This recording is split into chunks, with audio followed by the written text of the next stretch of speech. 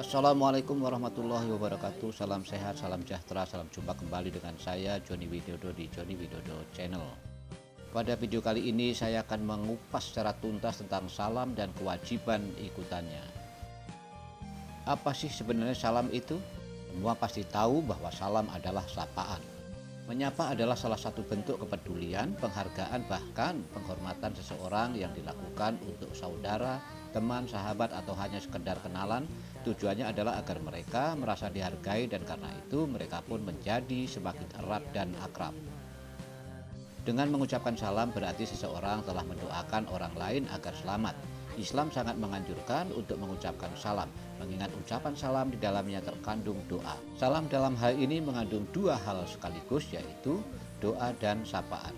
Salam bukan hanya berfungsi sebagai alat sapaan, melainkan sebuah syariat, doa sekaligus penghormatan yang dalam bahasa Al-Quran disebut tahiyah.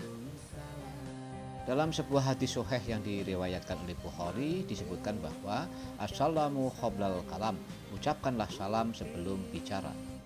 Disebutkan pula bahwa dan kalian tidak akan dinyatakan beriman sampai kalian tumbuh rasa saling mencintai dan mengasihi di antara kalian. Awala adlukum ala syai'in idza fa'altumuhu tahabbtum. Kemudian Rasulullah Shallallahu Alaihi Wasallam melanjutkan, maukah kutunjukkan satu perbuatan yang ringan yang apabila kalian mau mengerjakannya, niscaya akan tumbuh rasa saling mencintai dan mengasihi di antara kalian.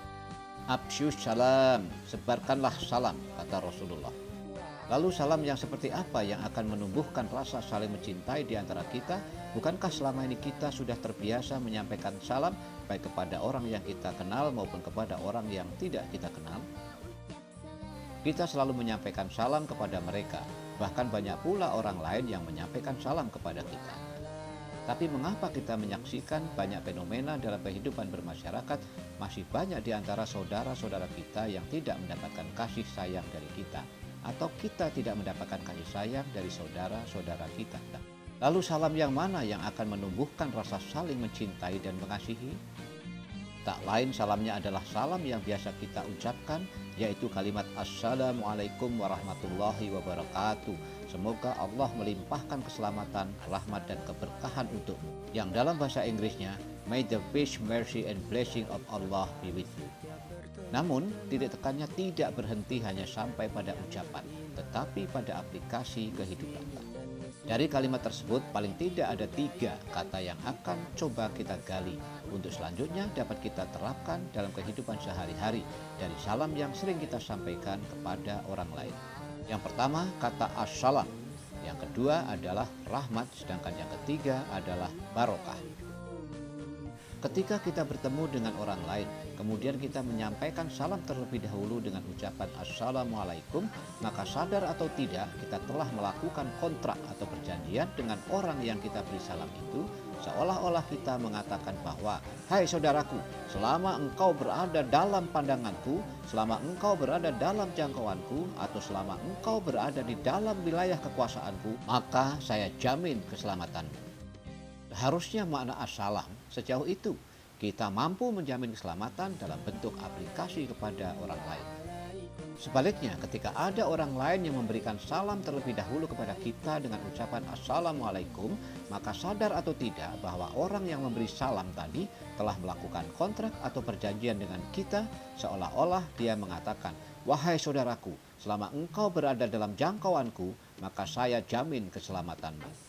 Karena itu sungguh ironi kalau ada orang yang masuk ke dalam rumah orang lain, mengetuk pintu kemudian mengucapkan salam, tetapi begitu ada di dalam rumah orang itu dilakukan kezaliman. Atau ada orang yang berdiri di atas mimbar diawali dengan kalimat Assalamualaikum, tapi kemudian ucapannya tidak mampu menjamin keselamatan orang lain. Maka salam yang harus kita sebarkan adalah bagaimana upaya kita untuk menjamin keselamatan orang lain. Lalu jaminan apa yang harus kita berikan kepada orang lain? Pertama adalah jaminan keselamatan agama, baik bagi diri kita maupun orang lain. Kita wajib menjamin keselamatan agama, karenanya kita tidak boleh mengganggu agama dan keyakinan orang lain. Kedua adalah menjaga keturunan. Itulah sebabnya kita dilarang berzina, karena keturunan adalah merupakan kehormatan. Ketiga adalah menjaga harta benda kita. Itulah sebabnya mengapa kita dilarang mencuri dan atau mendapatkan harta dengan cara-cara yang dilarang oleh agama. Dan yang keempat adalah menjaga akal kita. Itulah sebabnya kenapa kita dilarang untuk merusak akal kita, baik melalui bacaan-bacaan yang merusak pikiran kita atau bahkan melalui makanan dan minuman yang dapat merusak akal pikiran kita. Lalu kalau ada orang lain yang sudah memberikan jaminan keselamatan bagi diri kita, atau kita telah memberikan jaminan keselamatan bagi orang lain, apa kewajiban kita terhadap orang yang telah memberikan jaminan keselamatan kepada diri kita? Al-Quran mengajarkan dalam surah An-Nisa ayat 86, "Fa'idza buyitum bitahhiyatin fahayyu bi ahsana minha aw rudduha innallaha kana 'ala kulli syai'in hasiba."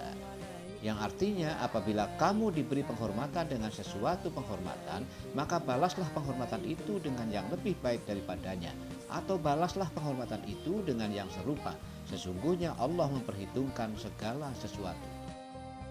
Para mufasir mengatakan bahwa buyitun atau penghormatan ini as-salam, yang berarti engkau telah diberikan jaminan keselamatan oleh orang lain. Maka Allah mengatakan, balaslah keselamatan itu, jaminan keselamatan yang telah orang lain berikan kepada kita, dengan jaminan keselamatan yang lebih daripada itu, lebih dari jaminan keselamatan yang telah orang lain berikan kepada kita. Apakah cukup dengan memberikan salam? Ternyata tidak. Maka setelah yang pertama assalam atau selamat, yang kedua adalah rahmat. Assalamualaikum warahmatullah, kalimat rahmat. Setelah kita memberikan jaminan keselamatan pada orang lain, maka segera kita menyebarkan rahmat bagi orang lain. Rahmat yang mana yang harus kita sebarkan kepada orang lain? Yaitu rahmat yang pernah dititipkan oleh Allah Subhanahu wa Ta'ala kepada setiap nurani kita di dunia ini untuk kita sebarkan kepada orang lain. Ketika Allah menciptakan langit dan bumi, maka berbarengan dengan itu Allah menciptakan 100 macam rahmat. Satu rahmat diturunkan oleh Allah ke bumi, dititipkan kepada setiap yang memiliki nurani untuk disebarkan kepada yang lainnya. Kalau kita pernah menyaksikan seekor ayam betina yang pengecut, lari ketika ada orang lewat, tapi suatu ketika saat di bawah sayapnya dia sedang melindungi anak-anaknya, maka ketika ada orang lewat di depannya, maka orang itu akan diserang oleh ayam betina yang pengecut tadi. Kenapa demikian? Karena ayam tadi merasakan ada titipan 1/100 rahmat yang dititipkan Allah kepadanya untuk kemudian disebarkan kepada yang lainnya. Atau ketika kita menyaksikan seekor harimau betina yang buas dan ganas saat dia melahirkan anaknya, kita menyaksikan harimau itu menjilati seluruh badan anaknya, dari ubun-ubun sampai ke tengkuk anaknya. Karena harimau betina itu merasa ada titipan 1/100 rahmat yang dititipkan Allah kepadanya. Atau mohon maaf, ketika kita menyaksikan seorang kakek yang sudah renta di rumah sakit, menunggui cucunya yang sedang dirawat di rumah sakit, dan kakek itu berharap agar cucunya kembali menjadi sehat, maka dia berkorban apapun, bahkan dia rela tidak makan demi menyisihkan dana untuk kesehatan cucunya. Itu adalah gambaran titipan 1/100 rahmat yang dititipkan oleh Allah kepada seorang kakek tadi. Sayangnya, manusia berbeda dengan binatang. Banyak manusia yang gagal mempertahankan titipan 1/100 rahmat tersebut, sehingga kita sering menyaksikan dalam kehidupan kita sehari-hari, dalam kehidupan bermasyarakat, suami yang menyakiti istrinya, istri mengkhianati suaminya, majikan menyakiti pembantunya, pembantu mengkhianati majikannya, atau bahkan ada orang tua yang membunuh anaknya yang masih kecil. Itu semua gambaran dari hilangnya titipan, hilangnya 1/100 rahmat yang dititipkan oleh Allah kepada setiap nurani kita. Sahabatku, kita patut bersyukur kepada Allah bahwa Allah kemudian memberikan fasilitas kepada kita untuk mengembalikan fitrah rahmat tadi melalui ibadah-ibadah yang diberikan oleh Allah Subhanahu wa Ta'ala. Karena itu, ibadah yang kita lakukan adalah merupakan kebutuhan kita agar rahmat Allah yang pernah Allah titipkan pada nurani kita dapat tetap kita pupuk, kita pelihara, untuk selanjutnya rahmat itu kita sebarkan kepada yang lain. Kalau kedua hal tersebut bisa kita laksanakan, yakni bisa menjamin keselamatan bagi orang lain dan mampu menyebarkan rahmat bagi lingkungan kita, maka selanjutnya yang ketiga adalah barokah. Allah memberi jaminan kata barokah ini akan diturunkan dengan syarat kita mampu menjamin keselamatan orang lain dan kemudian kita mampu menyebarkan rahmat kepada orang lain. Digambarkan oleh Allah Subhanahu wa Ta'ala dalam surah Al-A'raf ayat 96. Dan sekiranya penduduk negeri beriman dan bertakwa, pasti aku akan melimpahkan kepada mereka berkah dari langit dan bumi. Tetapi ternyata mereka mendustakan ayat-ayat kami, maka kusiksa mereka sesuai dengan apa yang telah mereka kerjakan. Kalau saja, kata Allah, penduduk negeri itu, masyarakat itu beriman dan bertakwa kepada Allah Subhanahu wa Ta'ala, saling memberi jaminan keselamatan satu dengan yang lainnya, saling menebar rahmat satu dengan yang lainnya, saling mengasihi di antara sesamanya, tidak saling menghujat, tidak saling memojokkan, tidak saling menyalahkan, tidak saling memaki, tapi yang ada mereka saling memuji dan saling mengasihi, maka akan aku bukakan pintu keberkahan yang datangnya dari langit dan bumi. Dari langit berupa rahmat air hujan yang akan menyirami bumi dan lingkungan tanpa berlebihan. Dari bumi yang bertumbuh adalah pohon-pohon, tanaman, dan buah-buahan yang akan memberikan jaminan kesejahteraan bagi lingkungan.